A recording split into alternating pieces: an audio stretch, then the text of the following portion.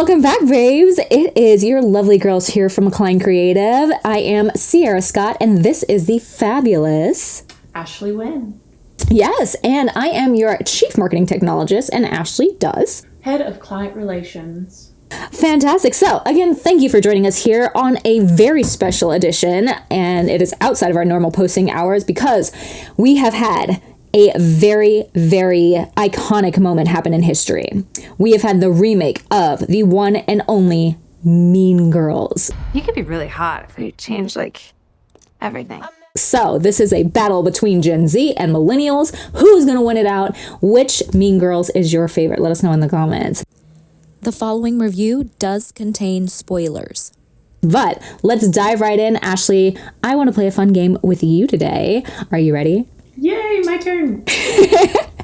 So today's game, have you played Same As before? Same As? That's a game? No. Okay, so the rules are Same As is a game where you have to name quotes from a movie. So you say a quote and then you say same as. So our quote game is going to be Mean Girls. So you have to say a quote from Mean Girls. We're going to give ourselves about 30 seconds here to name all the quotes that we can. And all you have to do is say your quote, say same as, and then I'll go next. I'll start it off and I will say gruel. I meant to say cool, but then I started to say great. So then I say same as. Mm-hmm. You can't sit with us.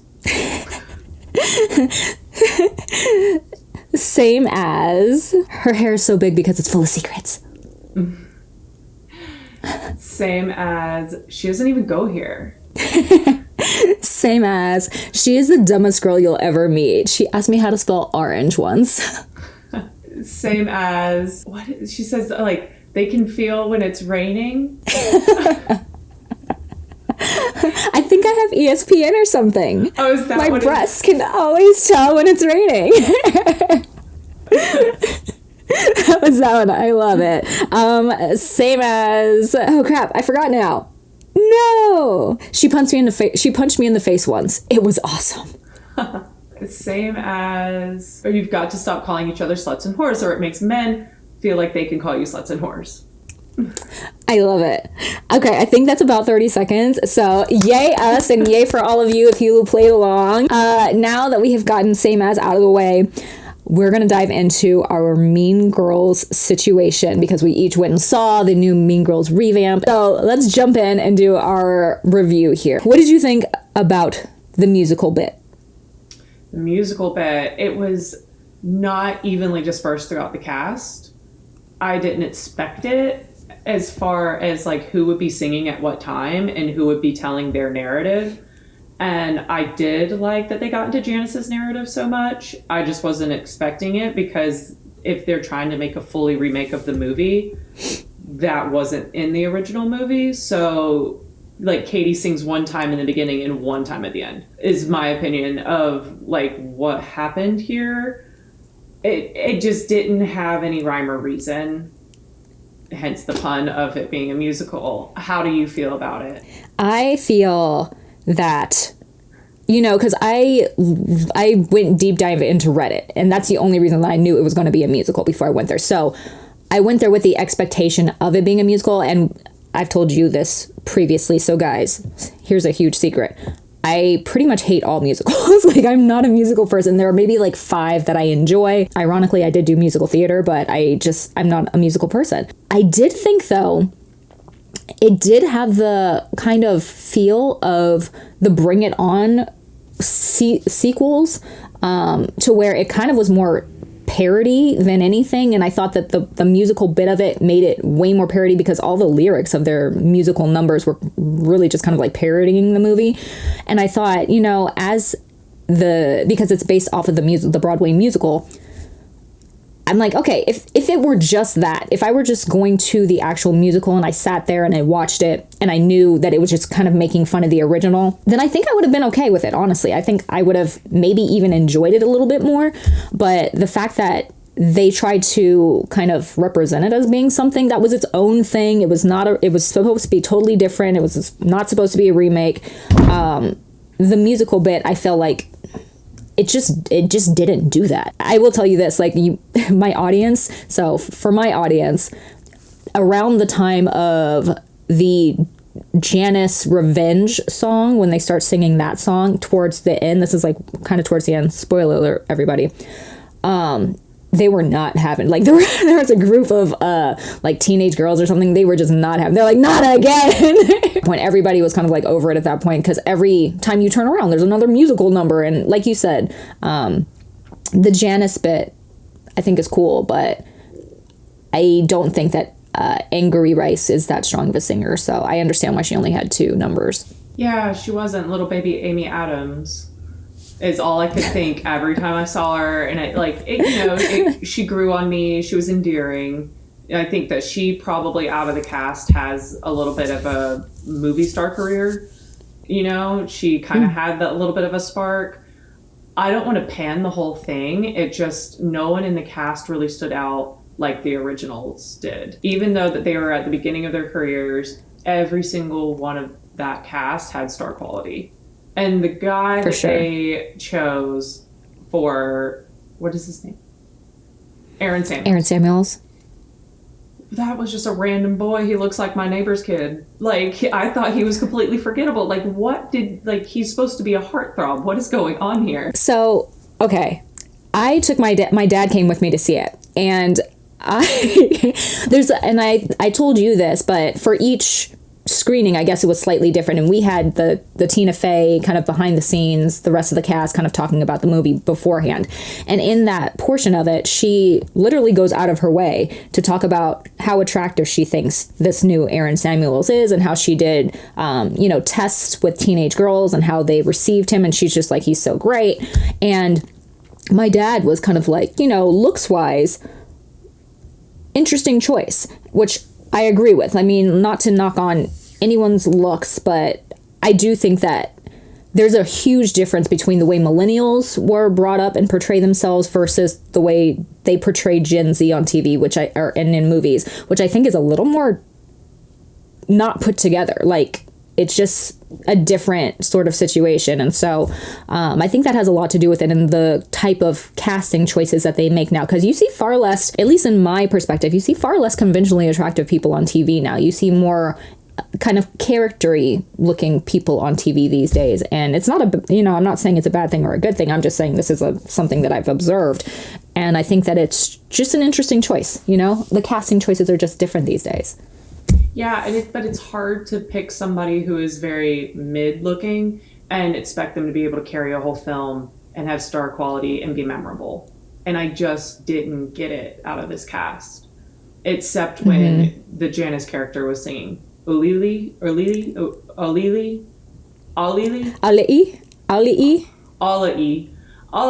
When she was singing, like, she stood out. But only when she was singing. The rest of the time when they're trying to Gen Z her up, I'm like, is this necessary? Like, I think we already broke the mold with the original too. Like, heavyset, white, gay, and an alternative girl. Why do we need to rewrite that and put another, like, it's like you're almost pushing stereotypes at that point. I'm like, no, they like already broke a mold in their original form.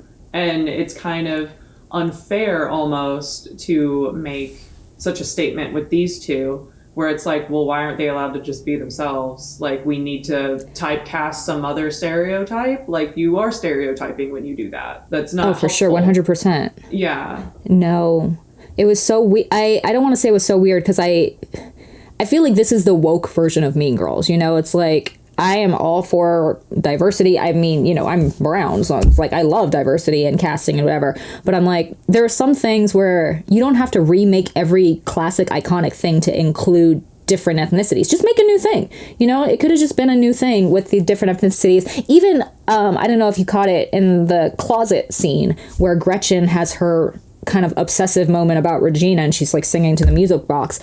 She's Hispanic now. It's like she has an abuelita. And I'm like... She said it, yeah. Why?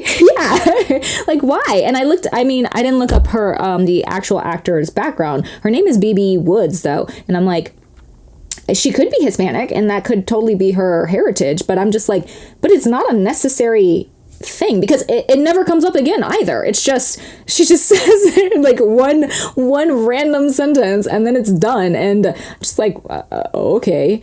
I do think, however, our new Damien, I thought he was quite funny. I thought his and auli'i's relationship was kind of fun, and I did think that they were one of the more highlighty parts of the film. Renee Rapp, who plays Regina, I think that I love her singing. Let me say that. I think she sings really well too. I did, yeah. I did think she sung very, very well. I did. You have the formal training as a singer, and for me personally, I just thought she was trying. I don't know how to come off, like how this can come off, but like she was just trying to be Rihanna. Like she was not singing like a white girl at all.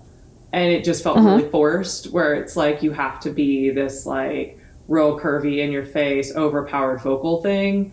And I did not like it at all. But also just valid. The writing was bad, and that's what she was given too. It's not that she's a bad singer at all. Right. Yeah. That's the thing. I was like, because the actual songs of them, a lot of them I did kind of like the Apex Predator song. I did kind of like that song as a actual song. But aside from that, none of the songs did I love, because like I said, I think the lyrics were all just poking fun at actual Mean Girls. Like they were literally just spelling it out for us. And for Renee Rapp, I do know that she's released music. I've heard some of her music, so I think that it's pretty good. And I think that as an actress, I think she'd be good on something kind of like Euphoria, maybe. Like, I think that maybe would be more her speed for me personally to watch her in something. I do think that she does a lot of facial movements, and it's a bit distracting, again, as a personal preference. Overall, I think she does have a little bit of a weird resemblance to Rachel McAdams. She is thicker, obviously. She's a bigger girl than Rachel Adams. However, there's something about her face that, like the actual structure of it, that kind of reminds me of Rachel McAdams' face. I don't know if you saw that, or if it was just me. There was times when she is in the middle of the hallway and her arms are crossed. That's when she came through. She looks like she could be your sister or something for sure. Same gene pool. Okay, so you liked auli'i. Was there any other character that you thought was good or you thought was bad? I didn't, like, back to the casting thing, I didn't like that they needed to recast Janice and the sidekick. Sorry, I'm blanking. Janice and the sidekick, because they didn't recast the Indian guy, though. Why are we still allowed to poke at that stereotype of, like, the geeky Indian kid? Why can't it be a geeky other ethnicity? Why is this completely fine? We don't need to touch this. And they didn't even change the Kevin G song. Like, they changed it a little bit, right? But not at all. And I'm like, okay, really. So let's just forget about that, because this ethnicity doesn't matter, but we're going to make sure everyone else gets seen. I just didn't like that. Like, I'm tired of the whitewashing, the blackwashing, the Pacific Islander washing, all the washings that we're doing. I'm tired of it. Like, we're all tired of it. No one, and like, my audience was groaning at certain points too about certain things. And if a room full of people of all different walks of life are all collectively over it, just don't do it. And then when the mom, I thought the mom is it Bizu Phillips? What is her name? Busy Phillips. She was hilarious, I thought. I think she's always funny. I actually really like Busy Phillips. Cougar Town, I thought she was great in with Courtney Cox, and I think that she's just a funny person. She seems like that's her actual personality. Like, I feel like Busy Phillips always plays Busy Phillips, or at least like a heightened version of herself. So it always feels authentic for me. Again, I agree with you totally on the not needing to whitewash, brownwash, whatever wash the categories. I don't think this needed to happen. But I do think Karen, for me, was one of the funniest people also. I do think that she played a stereotype, but I think that she did it well, because I think a lot of the other cast members, Angry and Renee Rapp, Regina, and Katie, I think that they kind of took their roles a little bit too seriously at some points in time. So some of the iconic lines that they did every they didn't miss one iconic line. They put every single one from the original in this film. And I think some of the deliveries of those lines, they maybe felt the pressure of them, so they don't come off super natural for me. But I think for Karen, who was played by Avantika, and they changed her name from Karen Smith to Karen Shetty because she's Indian now. I think that she delivered the lines in a way that was unique to her, though. It's like it was Karen-esque, but it was even more spacey, kind of. And I think that she played that really, really well. And she was super pretty. Honestly, I thought she was super pretty. She did a really good job. I'd be really surprised if she doesn't do anything else after this, because she kind of reminds me of, and this is a bit stereotypy, but she does kind of remind me of the girl from Never Have I Ever on Netflix. They have a similar vibe to me, and I think that she could have also played that role really, really well. So I hope she does more stuff, though, because she was funny. Yeah, no, I'd like to see her in other roles. I think that she has range. Like, she's playing the whole ditzy thing great. But yeah, like, there's times in the movie where I'm like, she's really good. I just wish that the songs held up a little bit more on their own if you're going to be a musical. The idea of it all kind of just felt low effort on Tina Fey's part. And I mean, love Tina Fey. Obviously, I don't think there's many projects of hers I haven't seen. This was obviously something she did not put a lot of effort into. It was... Yeah, definitely a cash grab. Yeah, a cash grab, yeah. We're going to hire some Broadway writers that are good at making fluff pieces. They're going to do this in 72 hours and we're going to have a movie. And when Bizu Phillips was doing all of her lines, it really made me feel like what we really want is to see the evolution of the cast, and the fact that the whole cast is still friendly from what we know. Like, they seem like they all get along and they're all still working. That what we want is an evolution of Mean Girls, because we've all grown up, they've all grown up. If you're not going to write something that resonates with Gen Z, then make the next iteration of this film and make Mean Moms. That's what we want. Because we all... That's what we wanted. Yeah. And all these girls are young moms now. We want that. So if you're not going to put the effort in, then you're going to have people groaning and walking out early, which is what was happening last night. And also, when you think about the brand of Mean Girls and just what they've done and how they've tried to cash grab in on the brand, the product placement in the film. Did you notice how much product placement was going on? Honestly, not really. I'm a sucker for product placement. I can't get over it when I start to see it. And it started with a stick of secret deodorant. They made sure that... Oh, I remember that, the spray thing. Mm-hmm. That was so weird. 3 times e.l.f. Cosmetics was shown. Did you not notice? Oh, that's right. In the sink, when she drops it in the sink, and I don't know the other 2, but I remember when she dropped it in the sink. Twice on her desk in class, they put it out front. Her compact, and then a lip gloss, and then when it drops in the sink. On the 3rd time that it dropped in the sink, 2 girls behind me that were like total Gen Z teenagers groaned. And that's the thing that bothered me a lot about this film too, about the brand of Mean Girls. We're not stupid. Gen Zers are not stupid either. They're way more cunning than you think they are. They're way more exposed to what brands do and how things work, and how the movie industry and just streaming and any kind of entertainment works. So when you're actively putting something in their face, they know you're doing it. And it was taking people out of the film. And it also just seemed like a cash grab, because this is just, product placement is money. So how much money did you take from e.l.f. Cosmetics, because their demographic is Gen Z, they're Target shoppers. You know, I use e.l.f. Cosmetics, but I know that if I was in high school... So do I. Exactly. They're a great product, but they are like really affordable. So if I was in high school, I think I would have only used e.l.f. because it's affordable and you can go to Target and get it with your side allowance money, you know? So you're just shoving it in their face and they think you're a joke. It's true. But I mean, I think that's Tina Fey's thing, because in 30 Rock, it was all product placement, like all the time. So like, I kind of attribute that to her brand a little bit. And the fact that it does happen all the time. It is old. They need to stop with it. We don't like ads. Nobody likes ads anymore. Nobody liked ads to begin with. That's why we were always like leaving and getting up and going and getting food when ads came up on TV, whatever. It's like we all knew you had like 3 minutes to go do whatever you need to do, go to the restroom before your show continued. So I totally get why that would bother you. And it bothered me, but at the same time, I honestly was falling asleep sometimes. So it was like not the driving force for anything, because it just wasn't. It literally took every single scene of Mean Girls, and it just tried to recreate them slightly differently, maybe. And sometimes not even slightly differently. Sometimes it was just a full-blown copy.